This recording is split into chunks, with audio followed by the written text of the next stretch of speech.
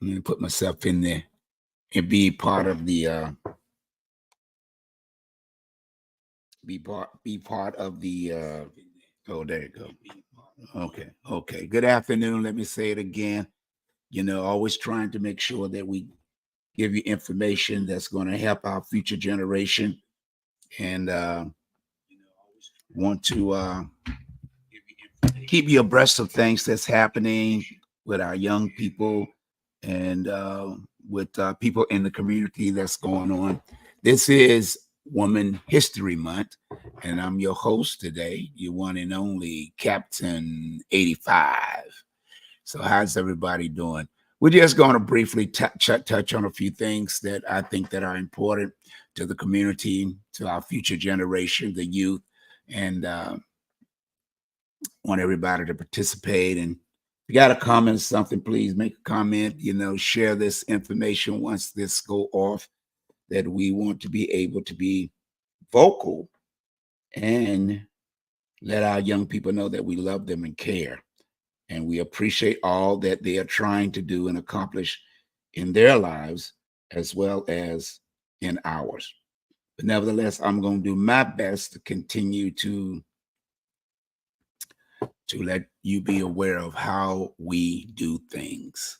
And I just want to, focus on some of the female artwork. Yes, I want you to know this is for the women's of the month of March. So sit back and relax and get your headgear on. I'm just going to pop up a few young people and ladies that's doing things in the 757. We want to salute and just give you a chance to just look at some people that you may not know. The people that's in the entertainment world. This young lady right here is a great singer. She does a lot of special appearance on concerts in the 757. Forgive me, I didn't want to write down the names. I just want to show the pictures and tell you a little bit about them. She's been on the Best of the 757 Community Talk Show in the past, and she's always out and about, doing special appearances at different events.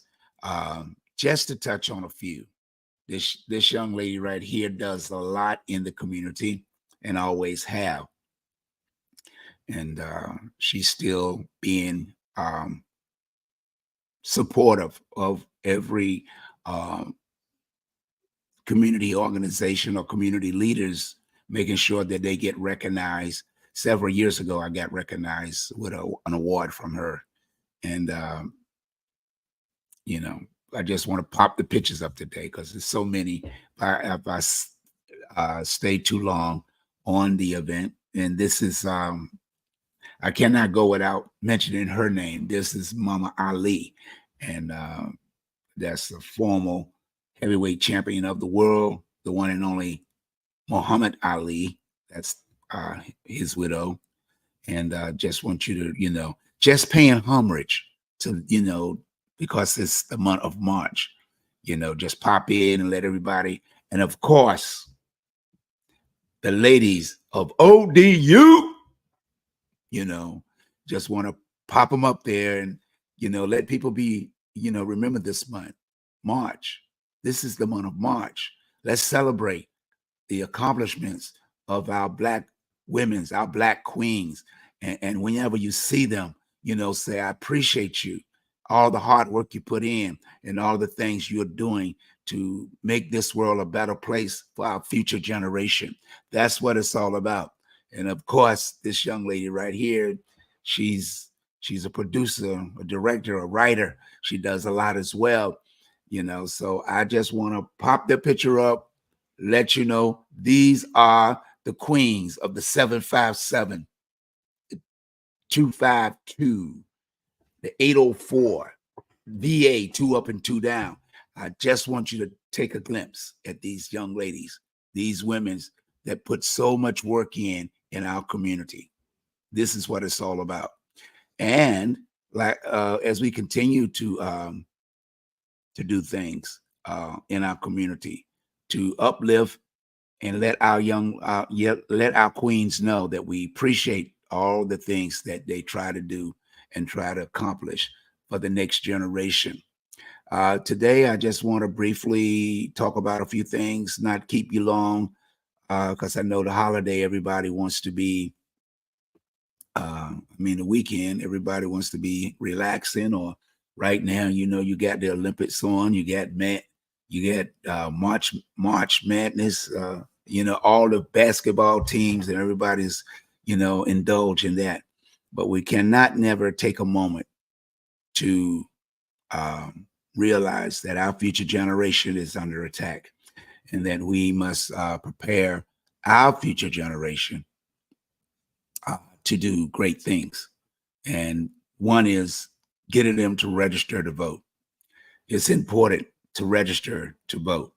Their vote count. If you got a young person in your home, nieces, nephews, brothers, or sisters, and friends that are 17 from last year, and their birthday will become they'll become 18 before November the 1st. Let's just say November the 1st. Get them registered to vote. Let's make history of having the most youth in the history of voting this year. That's the important thing. Let them voice their opinion, not with guns, but with the pen. Go to the voting booth. Go register at DMV, at wherever, down at City Hall, wherever they register to vote in their city or state, in their community. Why don't you make it a registration party, that they can register to vote? Why we got buses picking up people through the neighborhood and taking them down to City Hall or the DMV to register to vote? Why do we always wait to the last minute? Our future doesn't wait. The future is not waiting. We should be getting together. We have all kind of parties, but when we're going to do the register to voter registration party? When are we going to do that? When are we going to take time to make sure our young people are knowledge and educated about how the system work? We worry about the presidency. The presidency is going to take care of itself. What we got to worry about is the local elections, the mayor, who's going to be the mayor of the cities, who's going to be on city council, who's going to be on the school board. These are the topics we should be bringing up, because voting is one thing, but our future generation is dependent on us to make the right choices. We have to make sure that the right choices are done for our future generation. Because if we don't do it, who's going to do it? If we can't make it happen, who's going to make it happen? We have to be able to be aware of everything that's going on. We can get them to do the great dances, but we ain't getting them to do what's really going on. We can get them to, do TikTok, but what's going on? Are we getting them registered to vote? Are we getting them where they need to be at in life? Because there's no game out here today. We're losing too many young people to gun violence. We're losing too many young people to situations that we should not be allowing to happen on our watch. We had people looking out for us when we was growing up. We had people looking out, making sure, hey, this is what's going down. This is what's happening. Where are we at today? Where are we at today? Our children are violent, and we are not doing the things that we need to do. We are not getting our young people acclimated to know about voting. But we can tell them about a TikTok, and there's nothing wrong with it. We got to be more considerate of our young people. We got to let them know that, hey, we care about you, we love you, and we want you to be the future leaders. They can't be leaders with a gun in their hand. That's not going to happen. That is not going to happen. So what are we going to do to make that a deterrent? Stopping our children from being bullied in school, stopping our children from being molested, uh, all the horrible things that's going on. My campaign doesn't stop. They're slowing me down with some of the things I'm working on. But like I keep telling people, God don't make no mistakes. If it was easy, everybody would be doing it. What I do ain't easy. I might make it seem that it's easy, but it's not. I know about our future generation. I have raised 7 children myself. They all adults. They all adults. They got their own families, got their own careers. I've been blessed. I've been blessed to have wonderful kids, wonderful grandchildren. I got grandchildren that's graduated from ODU. That's right, ODU. I got grandchildren that's graduated from high school. All graduated from high school. I got grandkids that's in the military. There is no secret what God can do. If he don't bless me, he's blessing them. So the same thing with you. Of course, we all made mistakes. I'm not, as the Bible says, or scripture, and I don't like to quote scripture because I don't read the Bible like that. I only know what my spirit allows me to say and do. We all fall short of grace. That's why we have to humble ourselves and ask for forgiveness. We have to teach our young people the right things to do, not leave them out there for the streets. See, the streets are teaching our kids. And if you don't believe it, just turn on the news. Why don't you just take time one day when you're off from 4:30 in the morning till 1 o'clock? You ain't got nothing but news on. Talk shows is news. Then at 3 o'clock, they come again. 3 o'clock to 7 o'clock, news. Why is there so much news? Don't you know the news makes more money than anything? That's where these networks make their money from. News. You think they just run commercials? Commercials are run during news time. Because they know they got you locked in. Stop letting our kids be in the news unless they're doing something positive. We are responsible for our future generation. I got permission from this young lady's mother, and that I'm going to make her the poster child of what I do. Because when you look at her, she's so sweet,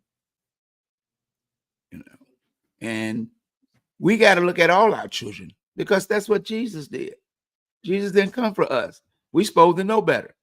We're supposed to know everything to pass it on to this generation here. When Jesus was on the mountainside and the disciples was pushing a child away, and Jesus said, no, let him come forth. And Jesus picked that child up and set him on his knee. And he said, it's in scripture, if anyone touches a hair on this little one's head, offends me, and you would rather have a millstone cast about your neck and be cast in the midst of the sea. The child is our future. That child is what moves us forward when we are no longer here. We are supposed to pass on the knowledge, give them the wisdom to use it. They got gifts, and the enemy knows that.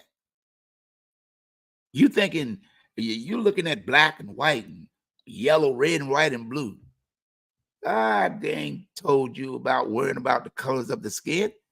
He said, as Martin Luther King quoted, the content of your heart. Because you ain't getting into heaven talking about, well, I'm a white man. Where I go? Where the heaven I go to? I'm black. Well, where the heaven I go to? This is your earthly body. Your spirit dwells within so it can move around. You can't move around in spirit. You can't move around in spirit on earth unless you're dead. So when God put this cycle in place, created all that we see and all that we know, we have to take care of this young lady, young man, when it comes time for us no longer here, that they can survive.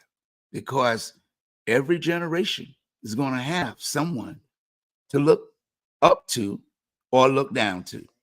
I prefer to look up to the future generation, look up to them, and make sure that someone surely care to take a moment out of your daily life and make sure that someone knows what to say and to tell them.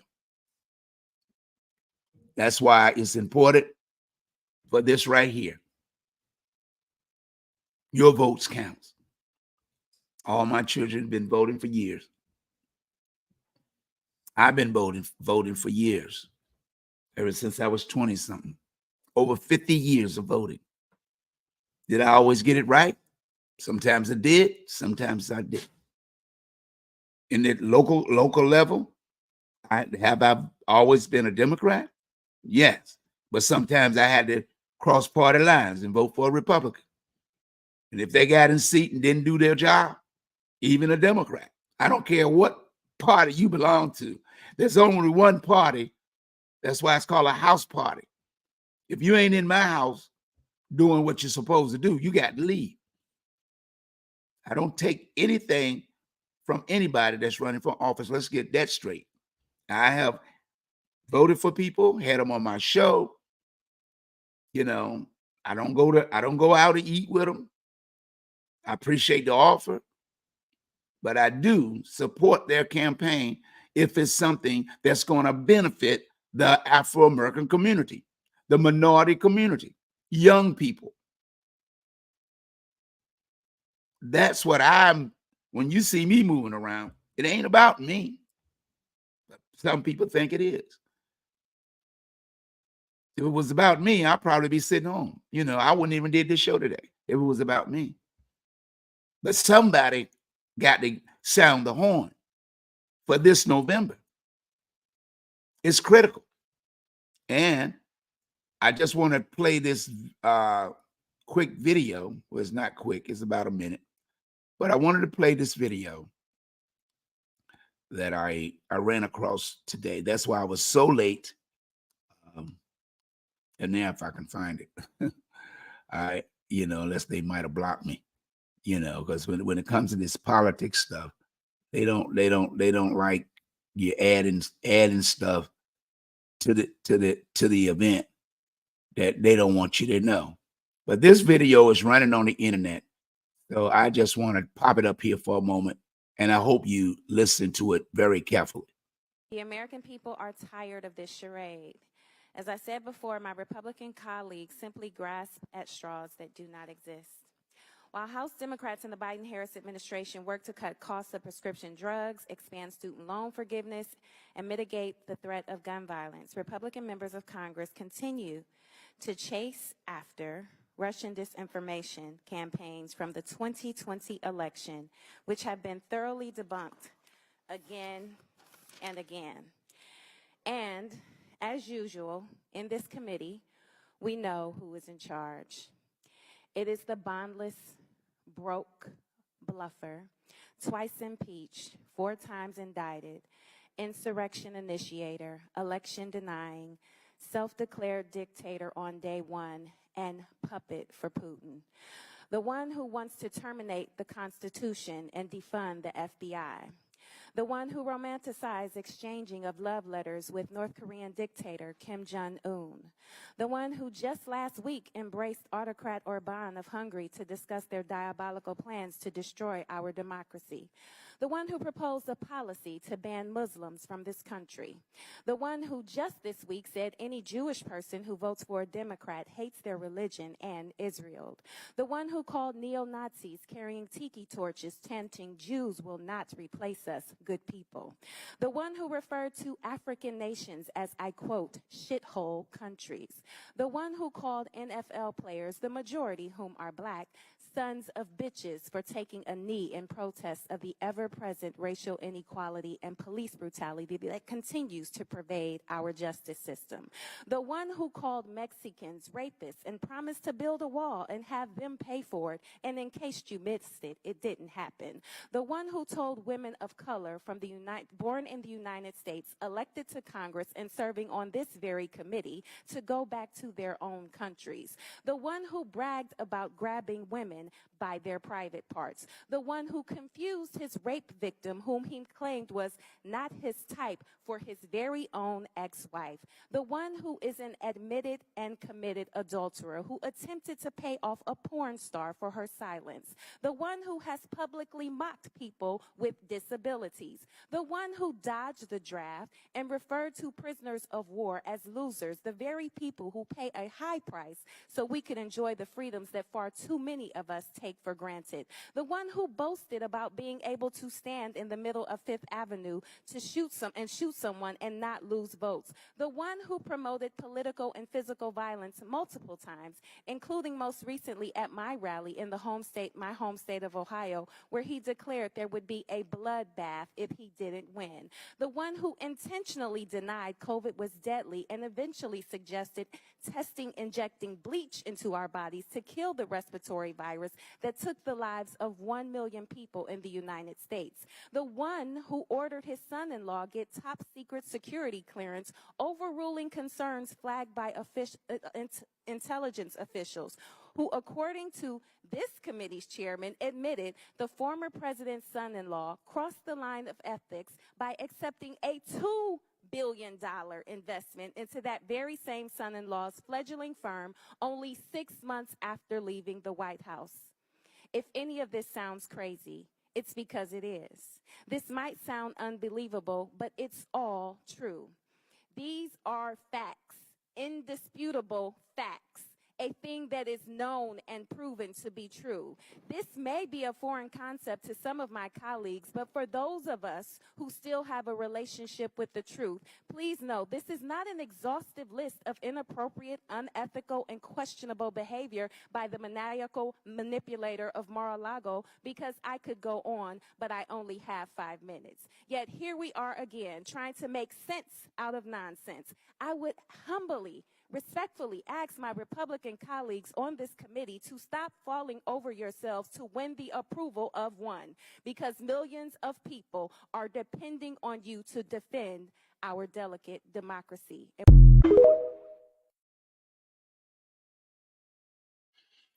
That's why it's important to get our young people to the voting polls. It's their choice who they want to vote for, just like it's your choice. But get the facts and get the facts straight. The key thing to anybody asking you for your vote is for you to vote your conscience, because at the end of the day, it's going to be you that have to live with it. Our young people are dying in the streets, gun violence everywhere, every time you turn on the TV. I pledge to do one thing: to protect those that can't protect themselves. I hope you join me in my campaign.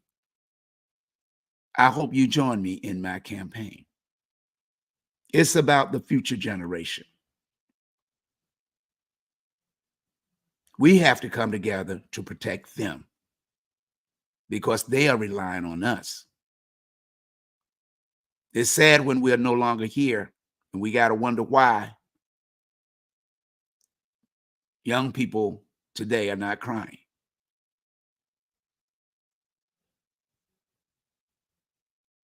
We are supposed to protect our future generation, not just have children and use them as pawns on a chess table. Every child has a dream, just like you have one and I have one.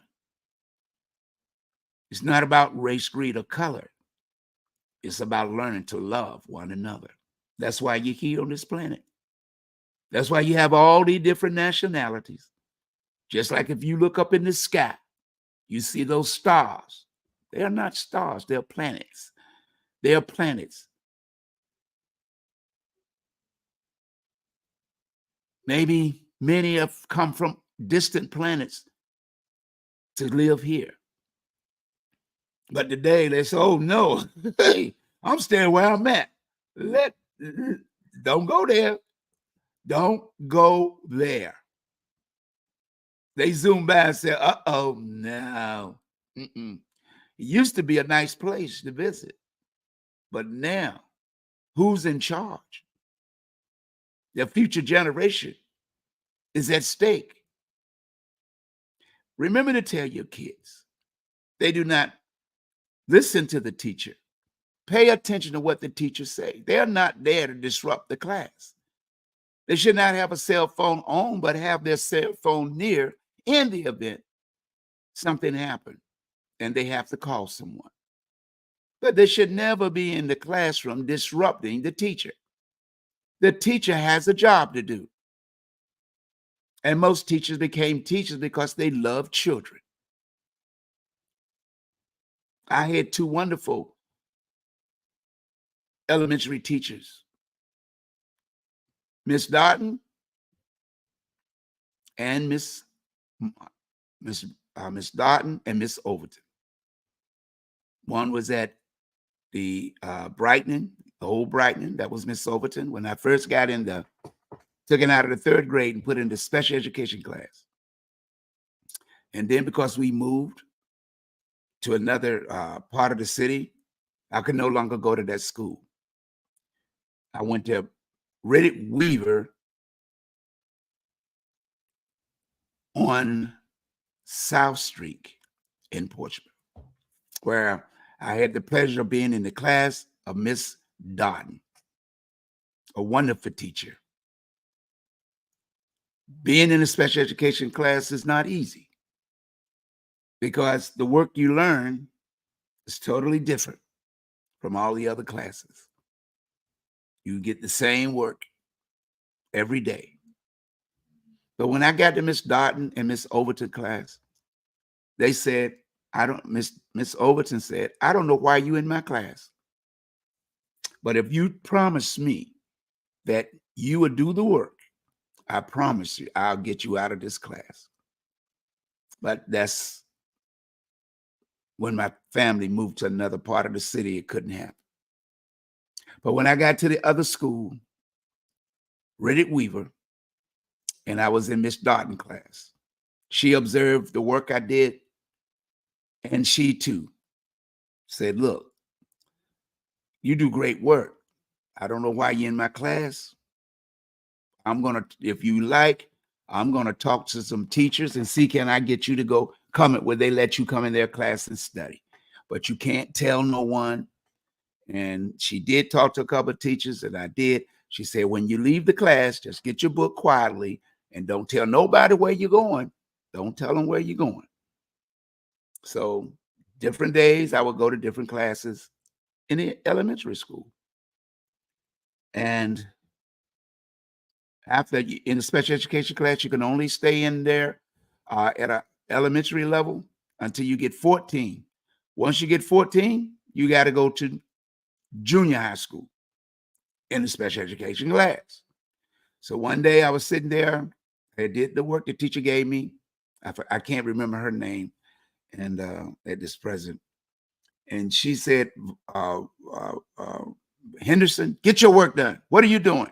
Why are you sitting there daydreaming? So I didn't say nothing. So I already did the work. I ain't had nothing to do. So she said, what did I tell you? Didn't I tell you to get your work done? I said, I did the work. Don't you back talking me?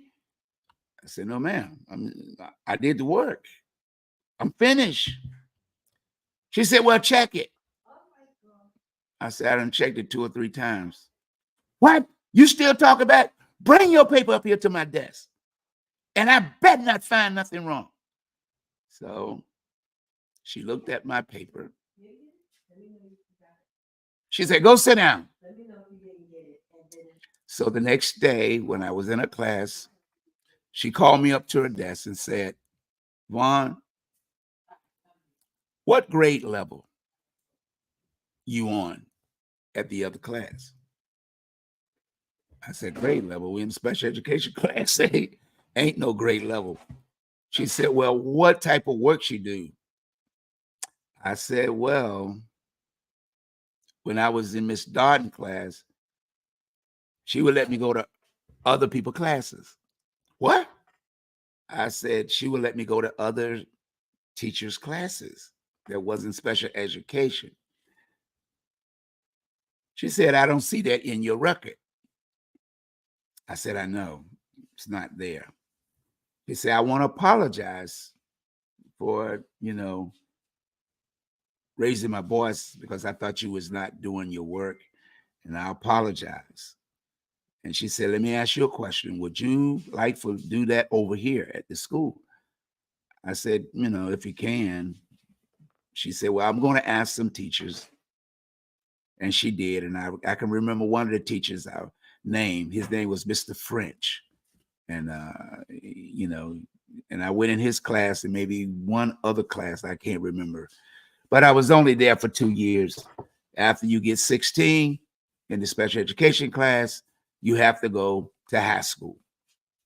When I got to high school, my teacher there, her name was Miss Wilson. And the same thing happened. She said, you do great work, blah, blah, blah, blah. Okay. She said, how? I said, well, the teacher let me go. I said, the teacher let me go to regular classes with regular. So, oh, no, I'm not. She said, I'm not doing that. I'm not going to lose my job. I'm sorry. You do great work, but I'll work with you. I'll work with you. But when I turned 18, I wanted to work, help out around the house with my dad, to get a job. And I asked my mom, I said, do I have to go back to school? Because I turned 18, you know. She said, you 18 now, it's up to you. You grown, you can do what you want. I said, well, only thing they're going to do is give me a certificate saying I've finished the special education class. So I got a job instead. So, and one of the organizations I was working with at the polls several years ago, I was at the polls and I was talking to the young lady, and she said, can I ask you what your name is? I said, my name is Henderson. She said, Vaughn? I said, yeah. She said, you don't remember me? She said, well, you may not remember me because we were young when I met you. You might remember my mother, Miss Dodd. I said, oh, yeah, I remember her. She said, how you been? I said, I'm doing okay. She said, what you doing? I said, well, I help out with the polls with this organization and some other things. And I'm in college at ODU. She said, you what? I said, yeah, I'm in college at ODU and studying for my bachelor's degree in fine arts. And she said, oh man, my mother would be so proud of you. But she passed away a few years ago. And if she will be very proud to know that you're doing good. And I said, yeah. She said, when you was in my mother's class, if they would have found out that my mother let you go to a regular class, she would have lost her teacher's license. But I'm so glad she did. And I said, yeah, but I never got it. Moving around, I never got a chance to tell her thank you for what she done. Not only would she do that, she would even let me come over her house and do work, help her around the house and do work and pay me. That was my side hustle.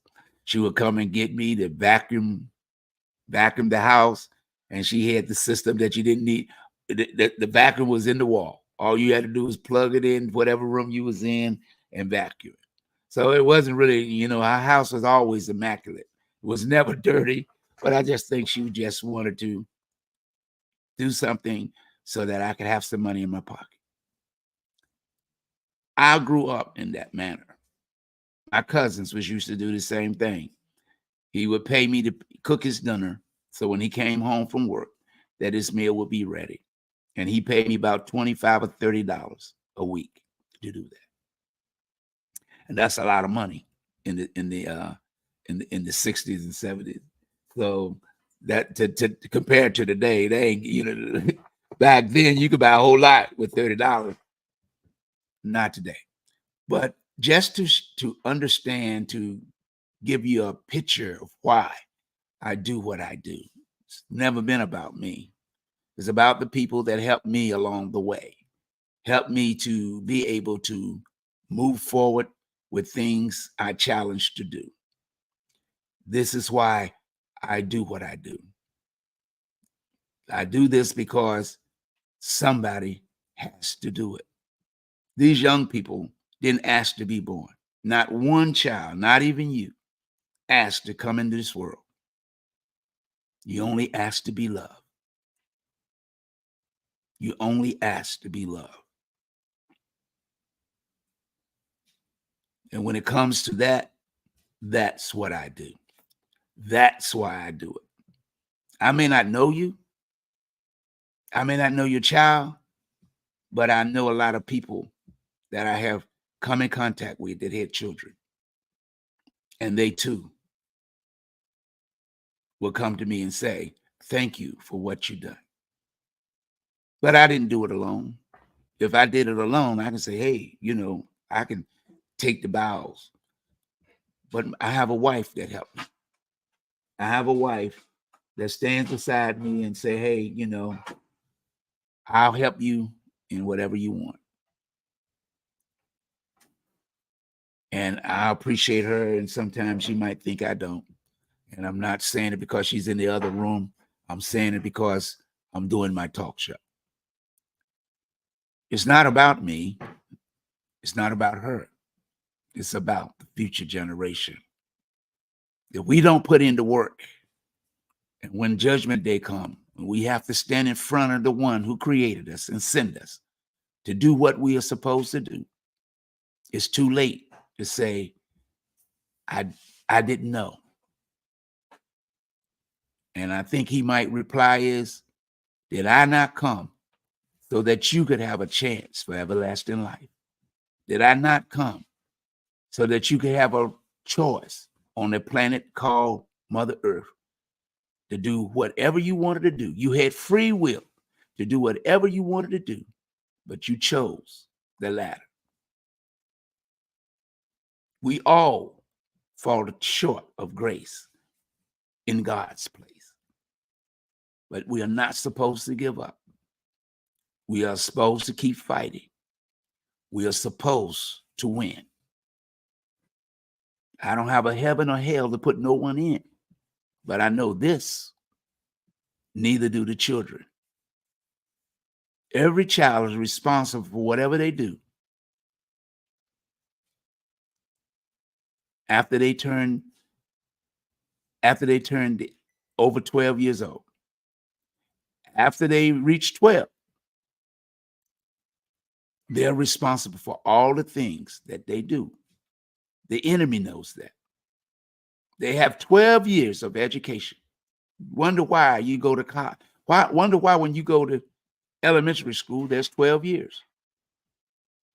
Or you go to kindergarten, it begins. To graduate from high school is 12 years. After they graduate, they're on their own.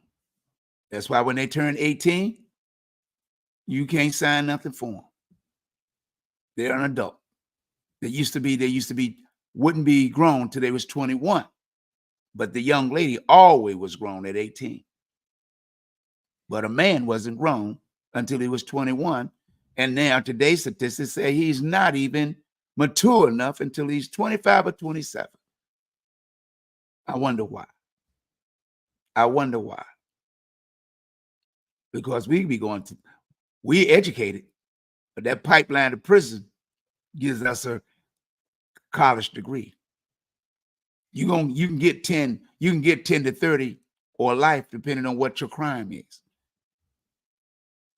10 to 30 if you're just doing drugs or something. Or 50, depending on what mood the judge is in that day. Our young people deserve better. They deserve for someone to stand up. That's why she's a poster child, because she's young. And someone has to make the choice to say, this is our future. What are we going to do about protecting her? And don't forget, tonight, I'm getting ready to wrap it up.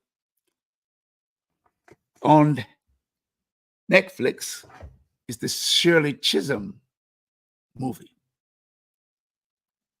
First Black lady of New York who ran to be president of the United States. I hope that you tune in and watch. There's a lot of positive stuff out there on the internet, but you got to search for it. I had another clip I wanted to show, but unfortunately, I will play that next week. I downloaded it, but for some reason, they wouldn't allow me to play it. The frequency is real. Our future generation is at stake. We got to get them to the polls. We got to get them to register. If they're 17, if they'll be 18 by November, let their voice be heard. Get them the information. Let them know who to vote for. It's their choice. We all don't vote the same party, and even in my house. Sometimes I get a little upset, but it's their choice, just like it's mine. But look at the facts. Look at the facts. And you make your choice when you go in that booth. It's your choice. Nobody should tell you who to vote for. They can only ask you for your vote. And that's what I'm asking you, to register your child to vote. Because at the end of the day, this is our future. It always will be our future.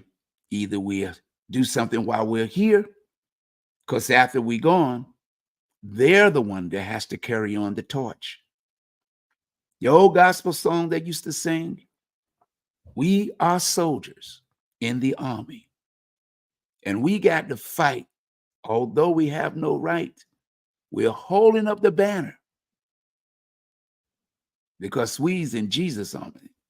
We are in God's army, and we got to protect the loved ones that are coming into this world that is ready to snatch their lives from the time they cry out from being born to the end, till they go back to the cradle.